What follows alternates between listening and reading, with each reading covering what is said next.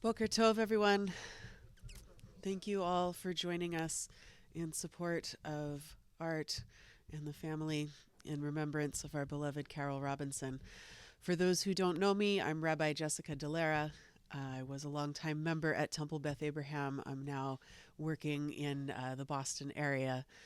And it was, I won't say a pleasure, but it was a real honor to be invited to come home to California to officiate today and be here for Carol's family, who are very near and dear to my heart, like family to me. So the time of mourning is a complicated time. It's filled with many emotions and memories, both bitter and sweet. We begin our service with the recitation of various psalms and prayers, thus linking Carol's life with the 3,000-year-old tradition of the people Israel and the eternity of God. We'll begin with Kohelet. This is the book of Ecclesiastes.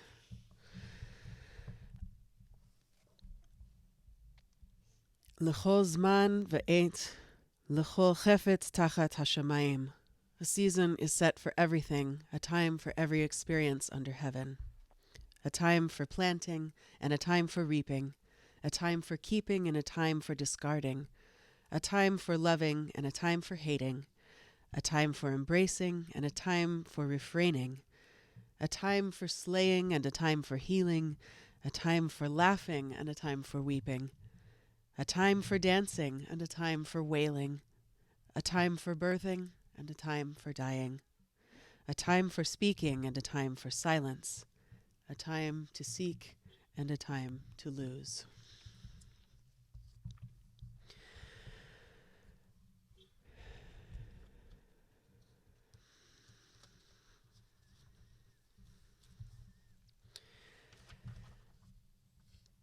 In the book of Job, it says, "There is no replacing a person of wisdom. There are mines for silver, and places where gold can be refined. Iron may be taken from the earth, and copper is smelted from the rock. But where can wisdom be found? And where is the source of understanding? There is no replacing a person of wisdom." I'd like to introduce a song based on that passage from Job, composed by my friend and JTS classmate Deborah Sachs-Mintz, called Makom Bina, the place of understanding. והחוכמה מאין תימצא, והחוכמה מאין תימצא, והחוכמה מאין תימצא, ואיזה מקום בינה, ואיזה מקום בינה. והחוכמה מאין תימצא, והחוכמה מאין תימצא, והחוכמה מאין תימצא, ואיזה מקום בינה, ואיזה מקום בינה. הן יראת אדוני היא חוכמה, וסור מסור מרע בינה. הן יראת אדוני היא חוכמה, וסור מרע בינה. והחוכמה מאין תימצא, והחוכמה מאין תימצא, והחוכמה מאין תימצא, ואיזה מקום בינה, ואיזה מקום בינה. This song answers the question, where can wisdom be found and where is the source of understanding? That in reverence for God, this is wisdom, and turning away from all evil, this is understanding. We'll now sing Psalm 23, which may be familiar to many of you.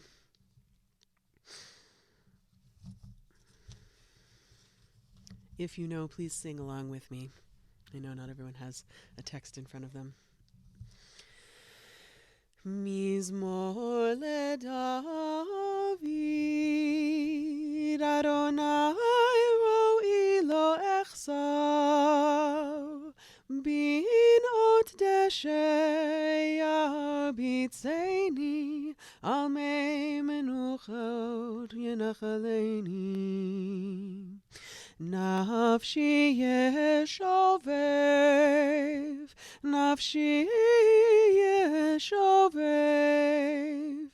yancheni b'maglei tzedek leman shemo.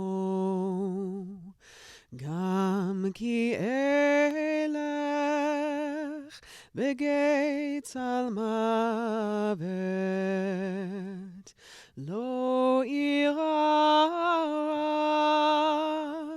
ki ata imadi, shivtecha umishantecha, shivtecha umishantecha, hema yenachamuni. Ta'aroch lefanav shulchan, ta'aroch lefanai shulchan, ta'aroch lefanai shulchan, neged zorerai, dishanta v'shemen roshi, dishanta v'shemen roshi, dishanta v'shemen roshi, kosi revaya,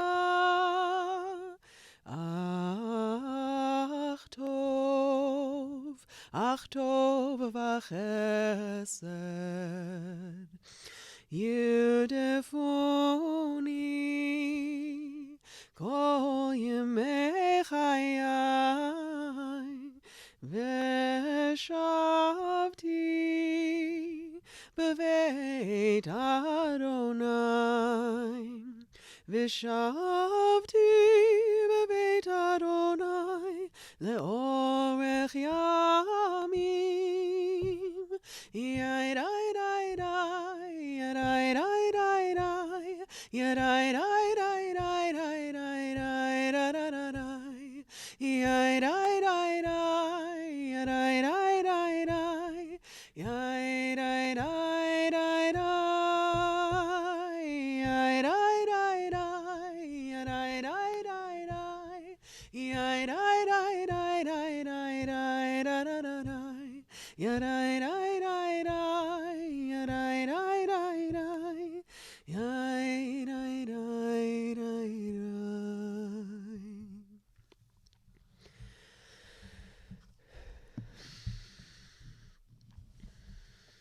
I'll now share some words about Carol, to be followed by Art, who will also share. I don't actually remember when I first met the powerhouse that was Carol Robinson. She was the kind of person who, at whatever point you had a conversation with her, you felt like you had known her forever. Carol and her husband, Rabbi Art Gould, created a home and a family that drew me in until I came to feel like they were my family as well. Carol was a committed includer, always on the lookout for anyone at loose ends or in need of help or attention, which she would eagerly supply.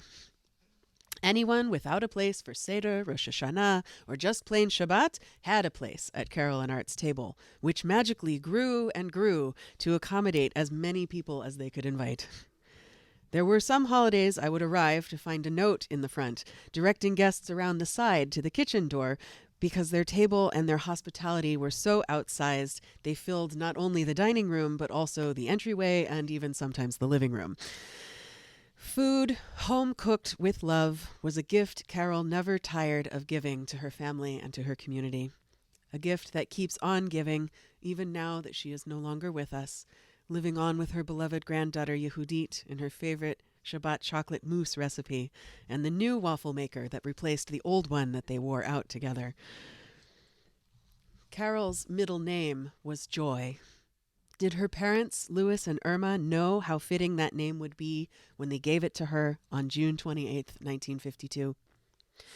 They had met in New Haven during World War II at a dance for officers in training and women in war support organizations. Louis was from Chicago, but Irma had little social infrastructure once they married and moved to the suburbs there. There weren't many Jews in their newly built area of Hoffman Estates, but there was a new synagogue, Beth Tikva, that became the center of their social and religious world. If there was a club at the shul, Irma and Louis were in it. Thus, it is no surprise that Jewish life became so important to Carol as well as she grew up, despite the rabbi who didn't approve of the Yiddish names that she and her younger sister Debbie had, insisting they had to become Benot Mitzvah as Chaya and Dvorah. Debbie found it difficult and wonderful to have Carol as an older sister. Difficult because Carol was so good at everything, and she had the much bigger bedroom. Once, in retaliation for her big sister teasing her, Debbie put the drawers and all their contents upside down into Carol's big L-shaped desk. But when she discovered the prank, Carol laughed with her sister, and it became one of her favorite stories to tell of their childhood. Debbie also found it wonderful to have Carol to look up to 5 years ahead of her.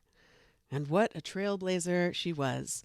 Carol was at the leading edge of the 1970s feminist trend of keeping her maiden name, and Art stood up for her choice, even at the cost of losing a job opportunity for being unwilling to compromise when the synagogue wanted her to change her name. When Debbie married Bob years later, she also chose to remain a Robinson, to their conservative father's chagrin. But as Carol's daughter Michal put it, Mom always knew how she wanted to do things and made the right choice for herself, even when others didn't get it. Carol knew she wanted serious academic study and a meaningful career in a generation where that was not always the norm. While still in high school, she fought her way into honors chemistry despite the objections of a sexist teacher who didn't think a girl could succeed in such an advanced and technical subject. Carol proved him amply wrong, completing her undergraduate degree in chemistry at Northwestern in just 3 years, and continuing on to a master's in industrial hygiene at Michigan's School of Public Health. Her first job out of school was in a lab, working on a device to sit at the bottom of the bag during blood donation. The previous approaches and prototypes had failed, so when Carol arrived as the newest member of the team, she was handed the project with little expectation she'd be able to make anything of it. Carol figured out how to make it work, although her name would not be included when the lab directors eventually filed the patent. Carol's blood bag... That's a good response. Carol's blood bag device remains in common use to this day. She was fascinated by things others found gross or confusing or boring, Michal said. Her other daughter Miriam recalled having OSHA-themed playing cards and a magazine on wastewater treatment set out as a coffee table book. That was after we lost the subscription to morbidity and mortality. The common thread running through all Carol's endeavors was the drive to make life better. From her consultant work in occupational safety, protecting workers and helping businesses avoid liability lawsuits before they even happened, to Carol's love of Jewish genealogy, where she helped people, including her brother-in-law Bob and even my own mom, research and connect to their roots. She would seek out long-lost relatives wherever they traveled, boldly calling people up she had never met to start forming a relationship. Carol and Art took in her nephew Seth during his year-long position with the Oakland A's and helped Seth facilitate their cousin Ashley to perform at the Coliseum. When another distant cousin, Ike Davis, was called up to play for the New York Mets, Carol couldn't be prouder And she even discovered yet another unknown branch of the family on social media when she reached out to another person she had seen also kvelling about her cousin Ike Davis, the major leaguer. Carol's standards were exacting. The first time I was invited for Pesach, I was a little stung that she wouldn't even consider allowing me to bring my Italian carrot pecan torta that I make. Not unless I baked it in her own kitchen, which was impossible because every oven and burner and horizontal surface was already pressed into service for her fabulous Seder feast. But Carol still wanted to know what was in my torta recipe. And she was astonished when I mentioned that it had brown sugar. Where did you find kosher LePesach brown sugar? I haven't come across any around here in so long. I considered it a little victory that I was able to share with Carol where I had found this culinary treasure. Carol remained a nurturer, a connector, and an eager learner through good times and bad. After her cancer diagnosis in 2019, she made it her business to learn as much as she could about the disease and its treatments. She not only wanted to understand what was going on with her own body and be able to follow her care routines methodically, it was important to her to become a resource and an advocate for others facing cancer as well. She became involved with the American Cancer Society and the Lung Cancer Research Foundation, where she joined a panel reviewing grants as a patient advocate. Her vision may have been faltering, but she wanted to use what eyesight she had left to read grant applications that could support further research and hopefully breakthroughs. Carol knew from the very beginning of the pandemic that high-quality masks were going to be necessary, and she helped all her family find the best brand and fit for their face. A gift of love right at the intersection of her caring and technical and problem-solving sides. Growing up, Carol and Debbie had seen their mother endlessly on the phone with their aunt. What can they possibly have to talk about every day, they wondered. But when Carol got sick, Debbie called every day because she knew that someday she would no longer be able to speak to her beloved big sister, who had been a role model and a sounding board at every stage of life. Carol loved and believed in her family, taking pride in her daughter's accomplishments and urging them to maximize their potential. Carol cherished her role as Bubi to Yehudit, and while she never wanted to push her children to come home to California, she was thrilled when at last they were all living in the same state again. Art knew he could always count on Carol to know what to say and what to do in any situation, joking that she would have made a better pulpit rabbi than I did. Joy was Carol's middle name, and now that she is freed from suffering, it is her generous measure of joy that remains with us. All of us who had the good fortune to know Carol have been changed for the better by her presence in our lives. She was always the one with the vision for the future, a keen eye not only for where she wanted to go, but how she would get there. So, as we now find our way forward in a world that no longer contains our beloved Carol, the person, let us hold on to the good qualities of Carol, the joyful force that still guides us and does not fade. Zecher Tzadika Livracha, may her righteous memory be a blessing forever. Amen. Bruchim to you. I'll now turn it over to Art for some further words.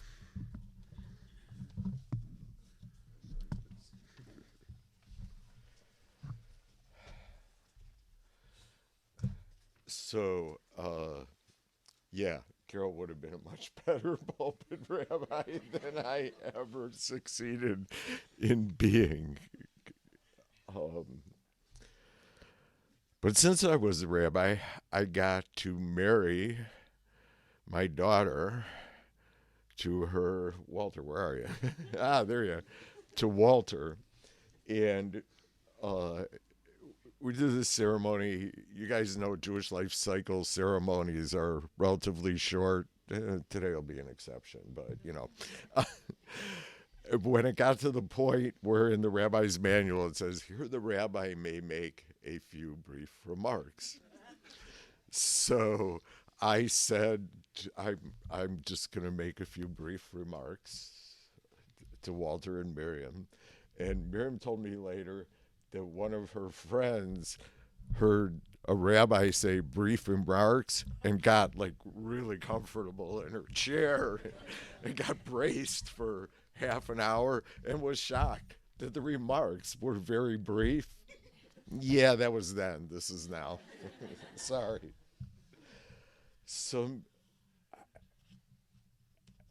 in no particular order or anything, just a few things I want to share about the amazing person that I somehow lucked into spending half a century with when the kids were of the age where you start on musical instruments, like third grade, fourth grade. Michal was older. She started on flute. Miriam started on clarinet. And I had played like cornet and trumpet like through high school. And I thought, well, this would be so much fun to do with my daughters. I went out and I got a cheap cornet. And I don't know how much we ever actually played together, but it was enough that Carol came to me and said she felt a little left out. Carol had never played a musical instrument, never been in chorus or choir or anything. So she said she wanted to learn a musical instrument so it could be a family thing. But she didn't know what instrument. So she wanted some advice. So I said, well, pick an instrument that you really like listening to, because you're going to be listening to it all the time while you practice. And she thought for a moment. Now, raise your hand if you've ever played a wind instrument. Okay. How many were clarinets? Saxophones? Anybody play the oboe or the bassoon? So Carol sits and she thinks for a moment. She's thinking really seriously, and she comes out with oboe. Now, bassoon players might tell you a bassoon is more difficult to play than a oboe because you got to push a lot more air through it. But a bassoon and oboe are the only two double reed instruments in an orchestra, so they are extremely hard to play. You have to learn to make your own reeds and all this stuff. So when Carol said, knowing this from having played in band and community bands, when Carol said oboe, I just didn't know how to react. Because picking oboe, the sound of oboe is perfect, Carol. It's pure sound, it's elegant, and in serious orchestras, they don't tune to a pitchfork. They tune to the oboe. And let's just go with the metaphor for a minute about how in our family, every minion we were ever in, Carol was the oboe. Everything was tuned to Carol. We couldn't join a minion, and 6 months later, or maybe 12 months later, depending on, what the term was, sure enough, Carol would be asked, Carol, will you run the minion? Will you take a turn? Surprisingly, I was never asked. I don't know why. Another thing a lot of you know is we're from Chicago. My brother, who's in here somewhere, was in a situation. I'll skip the whole backstory, but basically he ended up and shared with us 2 seasons tickets to the Chicago Bulls. Michael Jordan's, not the first year, but close enough. Michael Jordan's entire career. So Carol and I would go 10, 12 games a year.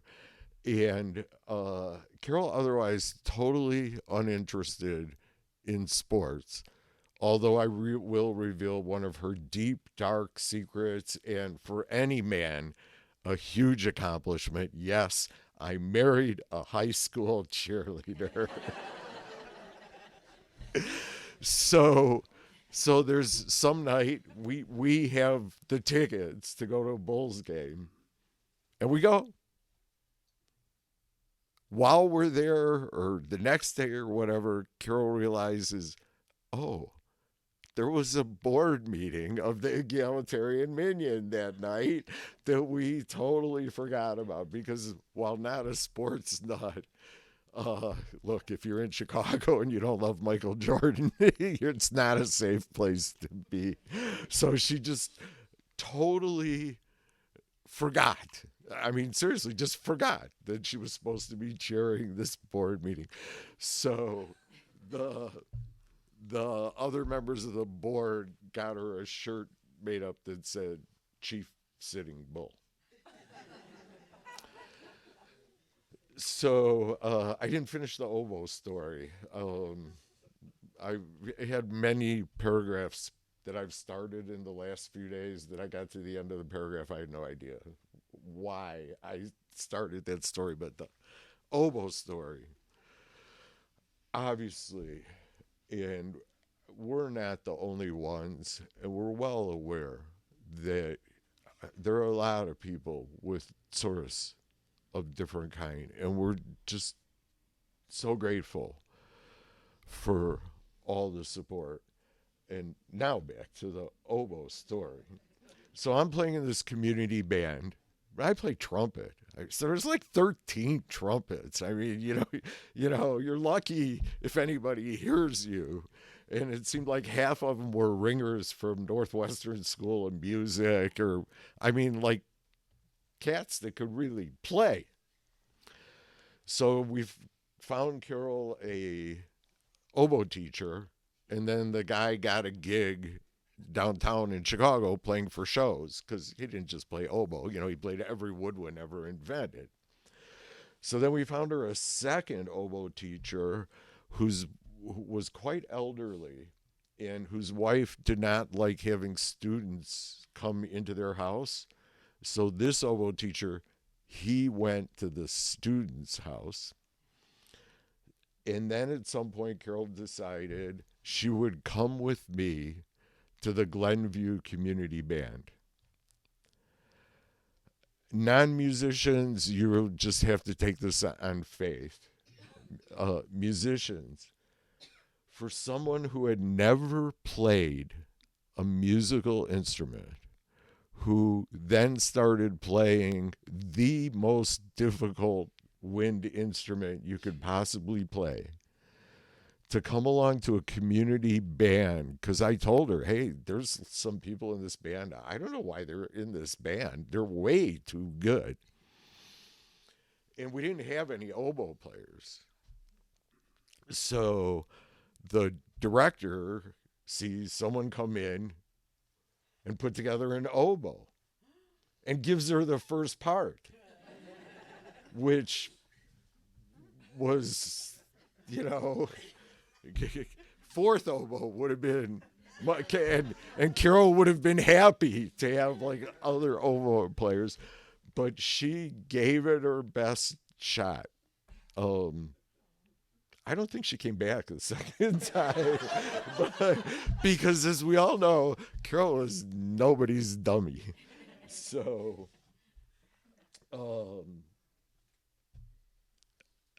Jessica mentioned Pesach. It's just one story about my sweetheart there. So we used to have like really big Pesach seders. Like whatever house we lived in, however many people we could fit, that's how many people we had.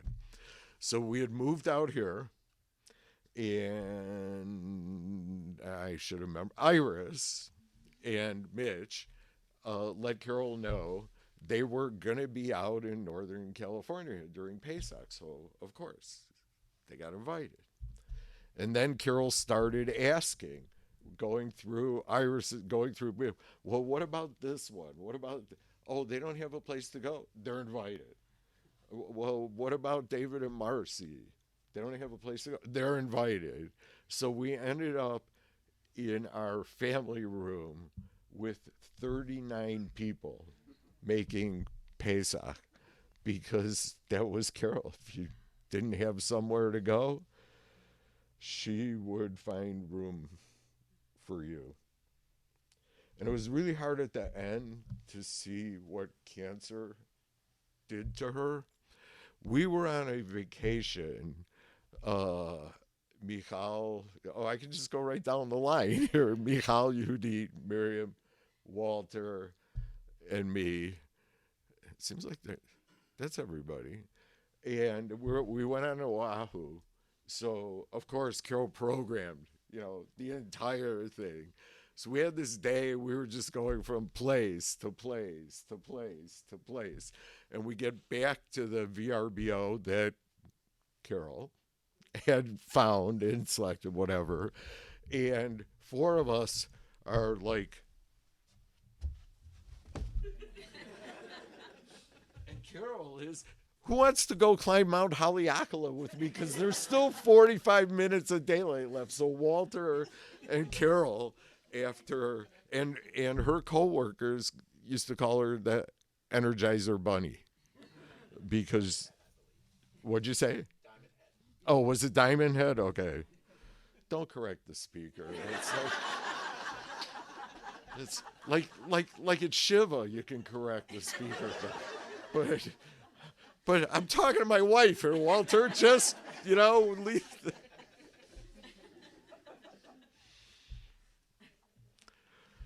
So there's one Shabbos ritual that I always wanted to do, but could never do because Carol was such a hard charger that by the time Shabbos rolled around, she was exhausted. And for us, Shabbos was mostly really day of, we were always in shul, but mostly just day of rest. So a lot of it's traditional to sing, for the husband to sing Eshet Chayil to his wife as part of the Shabbos proceedings. But Carol was always so tired, it's like, can we just make Kiddush and Motzi and can we eat? And then can we go, go upstairs and Platz. So, is it okay if I move? Okay. We won't be able to hear you if you take the microphone. So, I never got a chance to do this, so bear with me. Eshet Chayil mi'imtza v'rachok mifnini michra batak ba'lev ba'ala v'shala lo yachzar Mlatuto v'lo ra kol yemei chayecha Dor shatzemer upishtim v'tas b'chefetz kapeha Haita ka'oniot soyocher mimerchak tavilachma V'takom ba'od laila v'titing teref leveta v'chok l'na'aroteha Zamama sadeva tikachehu mi prika pehanata karem chagraba ozmaneha v'tametz zrooteha Tama kitov sachra lo yichber alayla nehera Yadeha shilchon b'chisor v'kapeha tam chufale Kapa parshali ani v'yadeha shilcha levyon Lo tira leveta mishal kichol veta lavushanim Marbadim astala sheish v'argaman levusha Noda b'sharim bala b'shivto im ziknei aretz. Sadinas tava timkor v'chagor natna laknani. Oz v'herva levusha v'tischak liyom acharon. Piha porcha b'chochma v'torah chesed al lishona. Sophia halichut beta v'lechem achlut lo tochel. Kamu vaneha v'yasruha bala v'halala. Rabot banot asu chayil ve'at alit al kulana. Sheker hakein v'chavel hayofi isha yirat Adonai hi titalal. Tnula mi pri yadeha v'haluha b'sha'arim ma'asecha.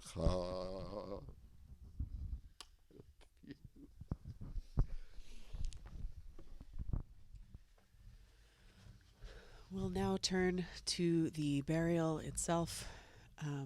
We invite those who are willing and able and feeling okay about the weather to join us outside where you see there was a tent by the front entrance.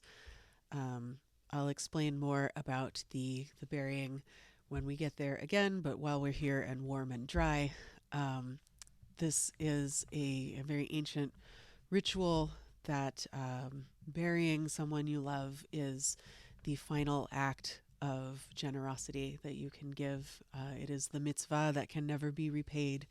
We do it for each other, and we build the bonds of our families and our communities, knowing that someday someone else will do that for us. We use the back of the shovel, turning it upside down, which is difficult and not efficient because we're not concerned about efficiency. We're concerned about being able to say goodbye and give one more deed to this wonderful person who has given all of us so much. Traditionally, you do 3 shovelfuls, and then you set the shovel down so that the next person can pick it up instead of handing it to them directly. Again, these are all showing that we're not eager to engage in this ritual. It's with heavy hearts that we're doing it, and we're being very contemplative and thoughtful about it as we go. So we'll now pause so we can wheel Carol out, and those of us who are here, we can walk out the door and to the graveside. Thank you.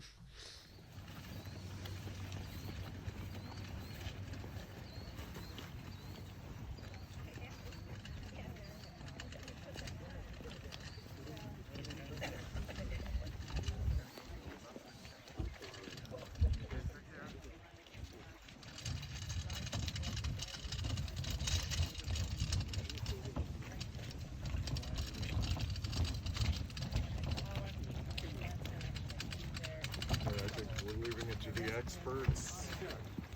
Take good care of my baby.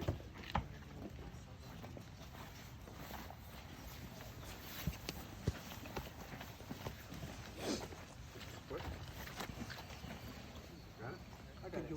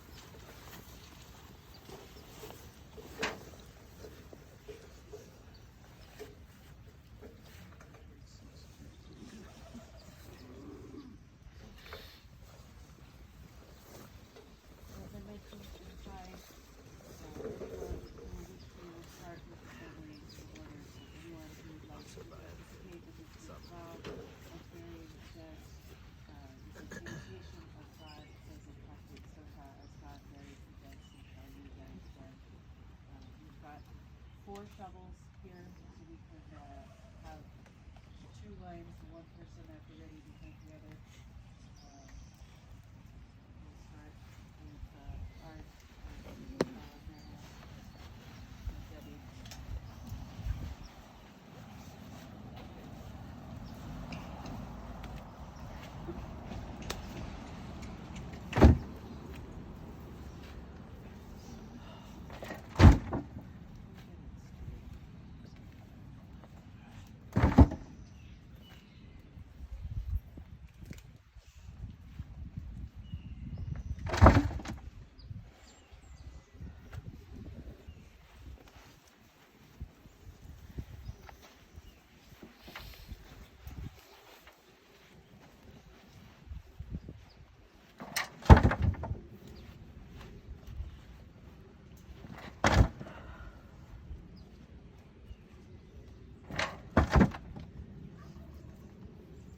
Put it, shove it in the ground.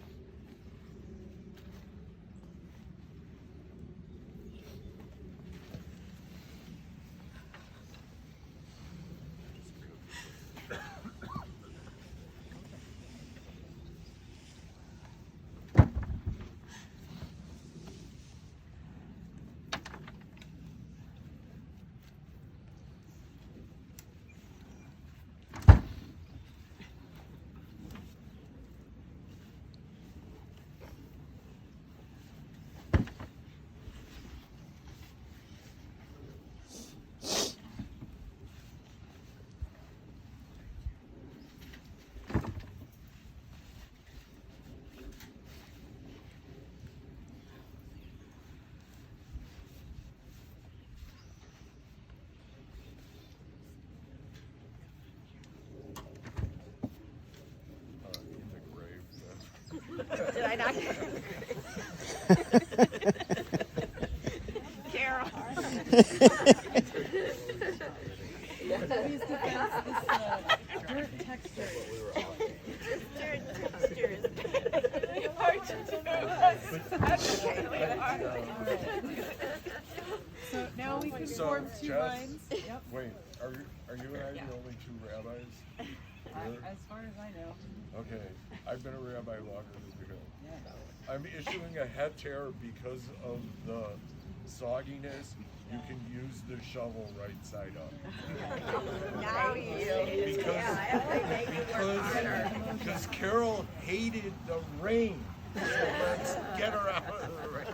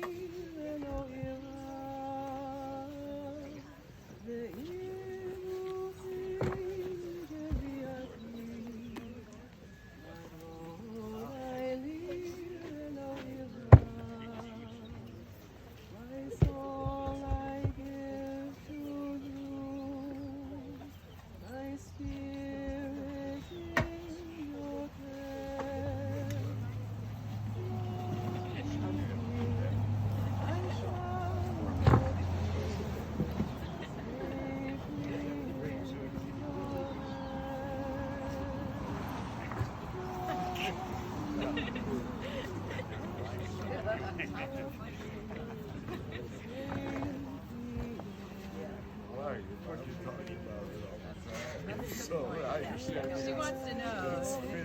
Your last chance to tell her. Oh my gosh, they're talking about you're getting married anytime soon. They didn't even have to hear the start of that to know what.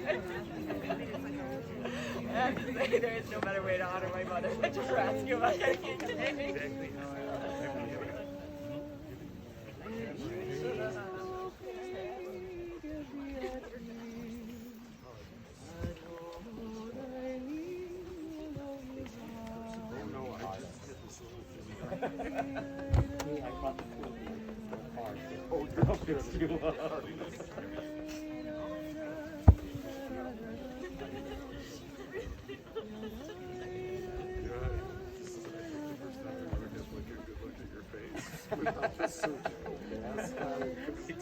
It took me a minute to go, oh, it's raining. It really is. Yeah.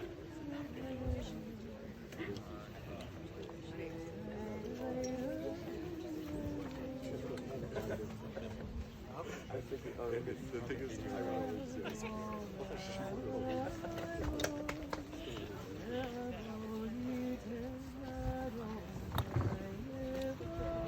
well, yeah.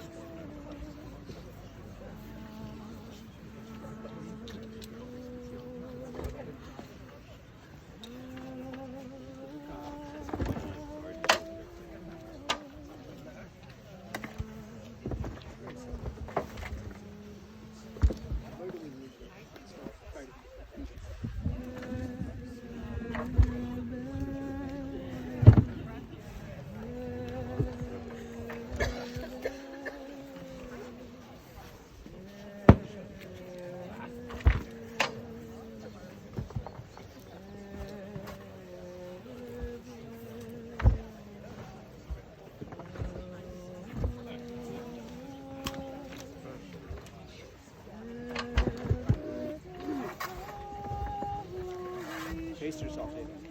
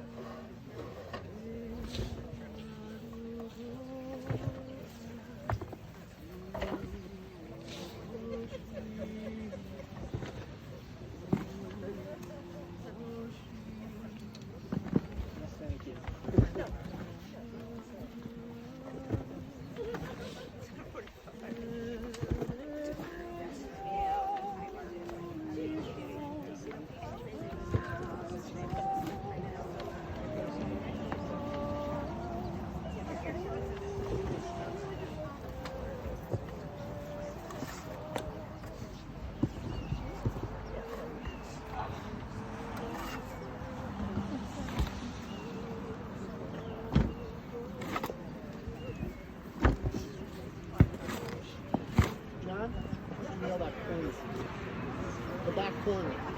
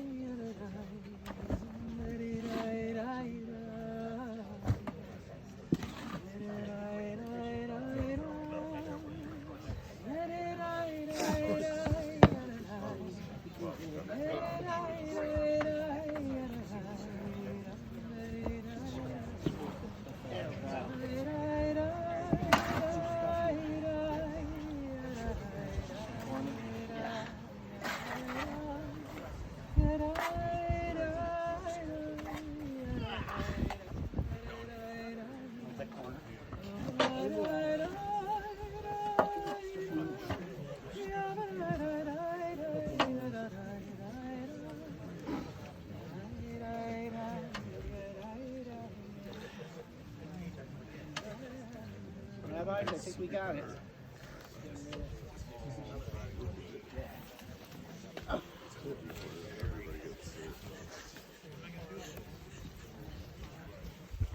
Carol wouldn't want us standing out in the rain and the cold, risking getting sick. So we are going to conclude the service back inside where we started. All right, that works for me.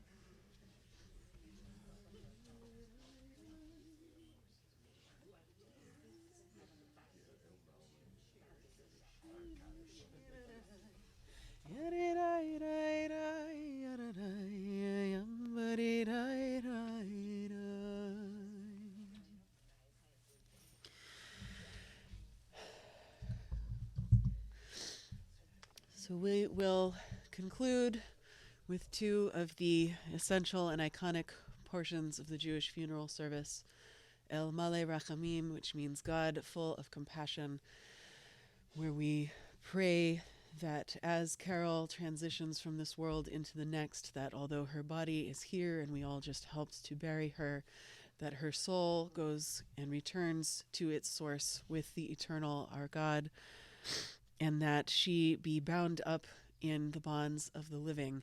And there's some debate as to what that means, but to me it has always meant that even when someone we loved is gone, they're not gone. They're here, they're bonded into our lives, they're bound up in all of the ways that we changed for the better because of them.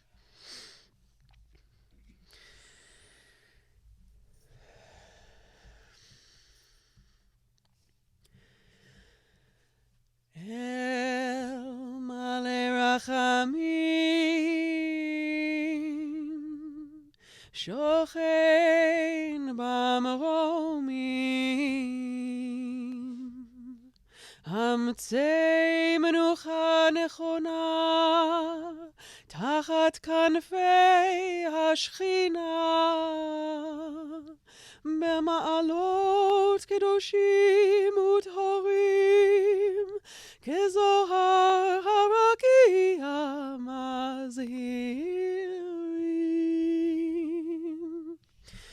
Et Nishmat Karina Gola Bat Hadav Yehuda Tzvi Shehalcha Leolama Began Eden Tehei Menuchata Ana Baal Harachamim Hasdirei HaBeseter Kanfecha Leolamim Utzro nishmata, Adonai hu nachalata. V'tanuach b'shalom al mishkeva, v'nomar Amen.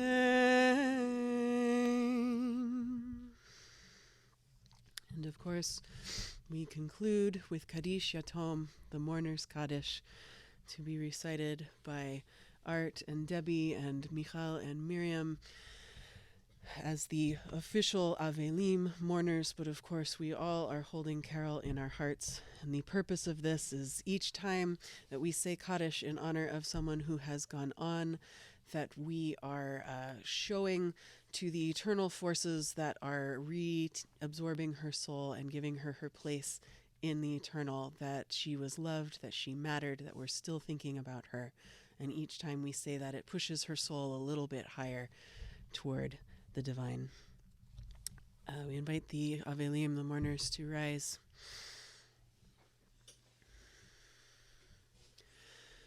Gadal v'yitkadash shemei rabba be'alma tivrach re'utei be'yamlich malchutei b'chayechon uvyomechon uv'chayei tachol beit Yisrael ba'agala uvizman kariv ve'imru Amen.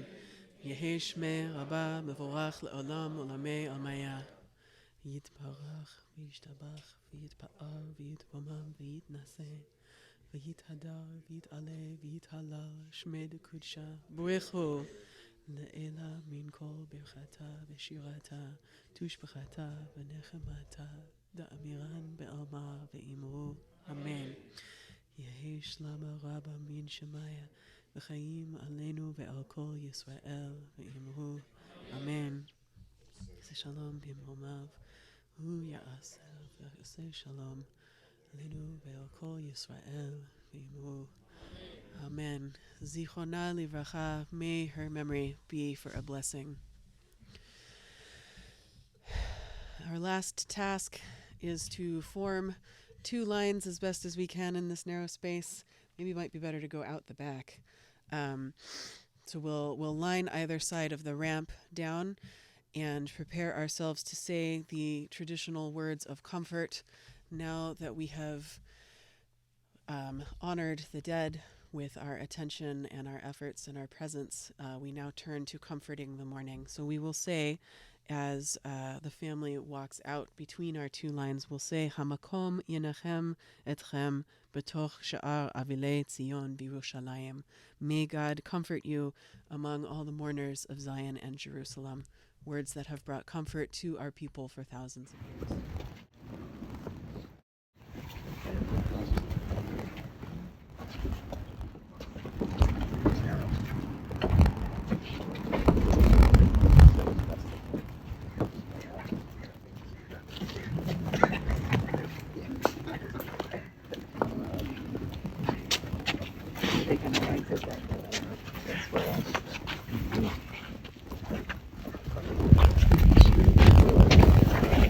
And then we need to have some, I don't know which way they're going to go.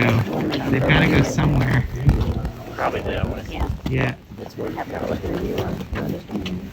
No, I'm Carol's cousin.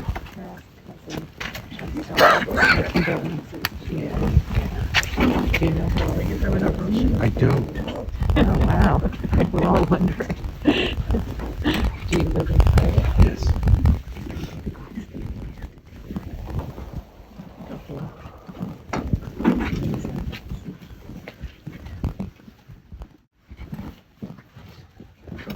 That side since it's been too long.